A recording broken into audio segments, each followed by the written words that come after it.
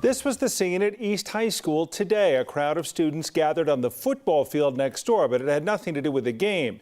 Instead, it was the point that they asked students to go to as Denver police were clearing rooms. This following the report of a threat at the school. The building first went under lockdown earlier this afternoon. Then police rolled in. Some of the students were evacuated while officers searched and then cleared the building. Now police say that threat was unfounded. We are anticipating a press conference from Denver Public Schools.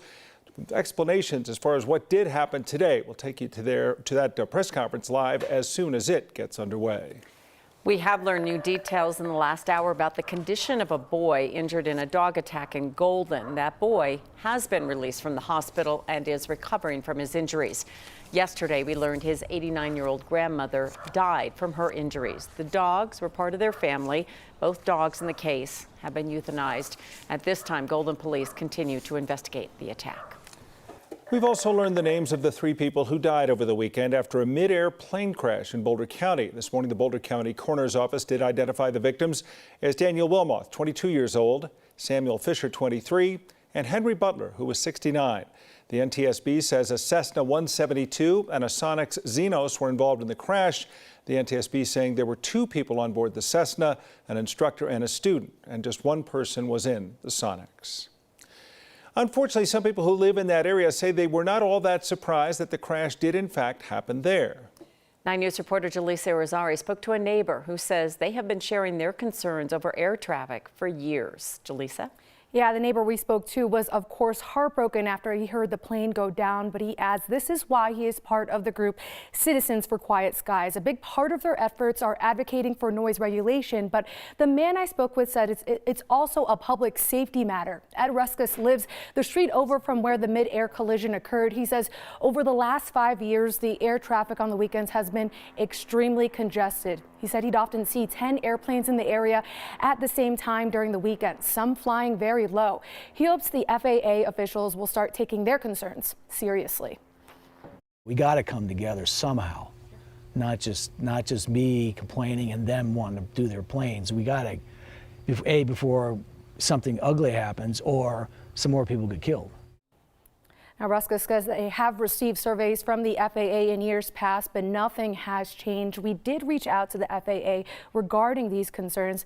They did say they would get back to us, but we haven't heard from them yet. Kim and Tom. Okay, well, we know that it's going to continue being an issue, so thank you for following up. Thanks, Jaleesa. I want to get right over to East High School now, where Ron Thomas, the interim chief for Denver Police, is talking about the incident at East High School. Let's listen in. Thank you, Chief. My name is Mike Eaton. I'm the Chief of the Department of Safety for Denver Public Schools. We, through our partnership with Denver Police, we were notified at approximately 1:54 p.m. of a potential active shooter here at East High School. We do have interoperability on our radio system, so we were able to lock down this school immediately. So at 1:54, this school was locked down by DPS safety, and summoned DPS armed officers as well as DPD was coming to support. Want to applaud the students. I want to applaud the East community for their diligence in keeping students safe, for acting on our emergency plans that they've been trained to, and ultimately for a successful outcome here where nobody was injured. And so obviously there'll be more to come, and we will continue to support the East community how best we can. I'd like to turn it over to our superintendent, Dr. Alex Marrero. Thank you, Chief Eaton, and thank you, Chief Thomas, for the collaboration. Yet again, DPS and DPD have shown how we work well together. The response time, as you just heard, was almost immediate and less than 2 minutes. And I also have been briefed and received those notices as well.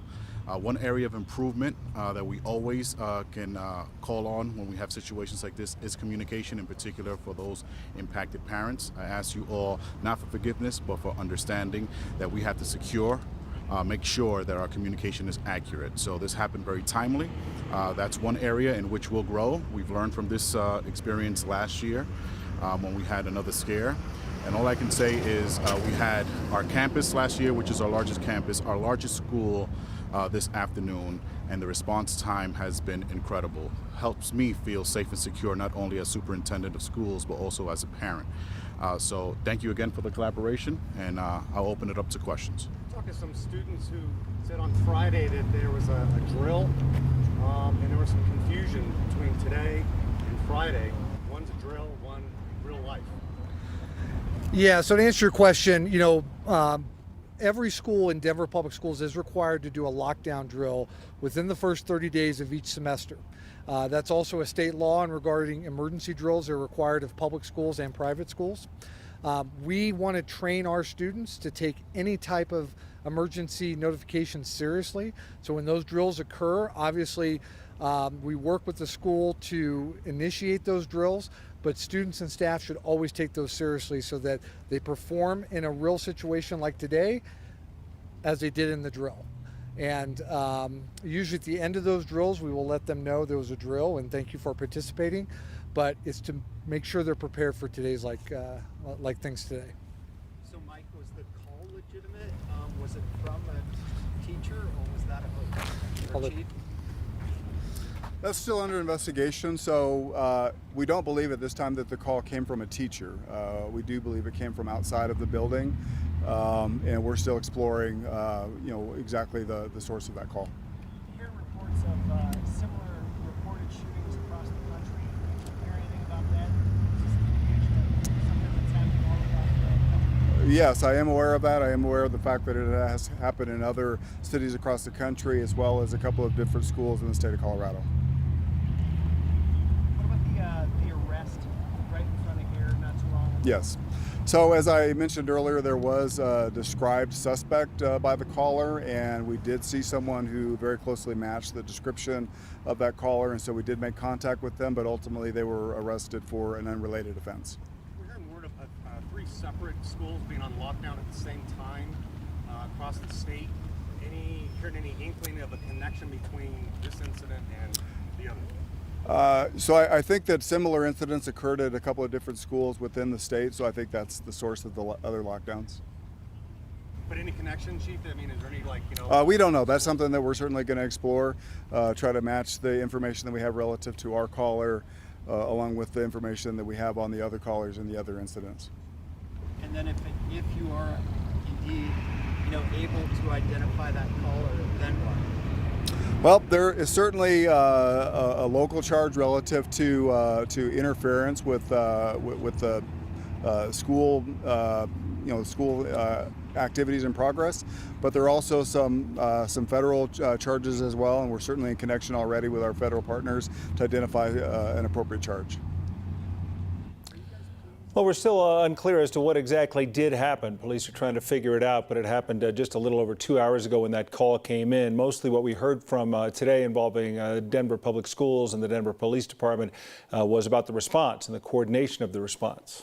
And this is unfounded, they say, this threat at East High School. But as you can imagine, when we're hearing they just went through this drill on Friday, and then to have this happen again today, there was some confusion and a lot of concern for students and staff. As well as potential linkage to other events like this around the state and around the country. Of course, we'll continue to follow the story and bring you the latest if more comes into the newsroom. Today, the Weld County Sheriff's Office said a woman killed on a motorcycle last night was one of their own. The department identified her as Deputy Alexis Heim-Newts. She was killed in a hit-and-run crash north of Greeley about 5:30 last night. She was on her way to work on a motorcycle. About a mile out from the sheriff's office, a driver in a white minivan hit her. Sheriff Reams says that driver has been identified as Octavio Gonzalez Garcia of Greeley. He ran into a nearby cornfield. They're still looking for him. If you have any information, call the Weld County Sheriff's Office. Queen Elizabeth II was laid to rest today. Thousands of people lined the streets to say a final goodbye to the late monarch. Details for the royal funeral have been in the planning stages for years. Inside Westminster Hall, dozens of world dignitaries and members of the royal family filled the Abbey. And the Abbey's tenor bell chimed once a minute for 96 minutes, marking each year of the Queen's life. Roughly 2,000 people did attend, and those world leaders include President Joe Biden and First Lady Jill Biden, as well as members of the royal family. Afterwards, thousands lined the streets of London while the Queen's coffin passed Buckingham Palace for a final time. The Queen laid to rest in Windsor Castle next to her husband of 73 years, Prince Philip. Taking a live look outside, we've got the Flatirons. Few clouds there in Boulder, but boy, it's a beautiful day, but a little warm for some. Some would say this doesn't quite feel like we're approaching fall later this week, Kathy. You're exactly right, Kim. That's all anybody's talking about. Did you guys enjoy the last weekend of summer? I thought it was great. Yeah. I like any weekend. Let's redo it. I Can love we redo summer. a weekend right now? Let's do a weekend let's do redo. that again. Checking all the boxes. It was great for just about anything that you might have had planned outdoors, in town or up in the high country. It was beautiful. And while we've been enjoying wonderful weather here, in Northern California, they're still dealing with record high temperatures, drought conditions, and an extensive fire landscape. The mosquito fire continues to burn. It is not contained. About 100 structures have been taken down from this fire. Firefighters are begging Mother Nature for a little help and maybe just a little bit of a break, and guess what? They're going to get that. Let me show you what I'm talking about. We've got a storm system that is coming into California that's going to bring that area some rain.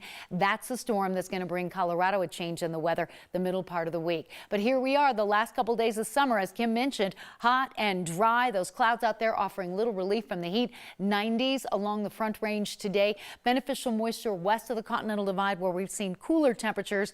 90 in Denver, 98 in Colby, 91 in Sterling, 92 in Sterling. Should be about 10 degrees cooler than that. And the only thunder showers that offer any kind of relief from the heat in form of rain down around Walsenburg, La Veta Pass, and Trinidad.